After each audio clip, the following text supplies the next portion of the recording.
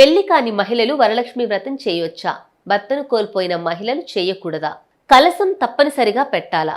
వ్రతం చేసే రోజు కుదరకపోతే ఏం చెయ్యాలి? వరలక్ష్మి వ్రతం గురించి ఇలాంటి సందేహాలు చాలా మందికి ఉంటాయి. భక్తి విశ్వాసంతో ఎవరైనా వరలక్ష్మి అమ్మవారిని ఆరాధించవచ్చని ఆధ్యాత్మిక సాంప్రదాయాల్లో చెబుతారు.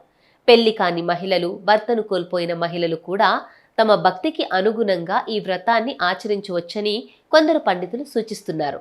మరి కలశం తప్పనిసరేనా? వరలక్ష్మి వ్రతంలో కలశానికి ప్రత్యేక ప్రాధాన్యం ఉంటుంది. నీటితో కలశాన్ని ఏర్పాటు చేసి మామిడాకులు, కొబ్బరికాయతో అలంకరించి అమ్మవారిని ఆవాహన చేసి పూజిస్తారు.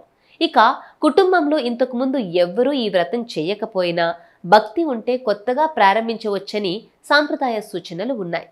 మరి శ్రావణంలో వ్రతం చెయ్యలేకపోతే వీలైన మరో శుక్రవారం కుటుంబ సాంప్రదాయం, స్థానిక పంచాంగం, పురోహితుల సూచనలకు అనుగుణంగా వ్రతాన్ని చేయొచ్చు.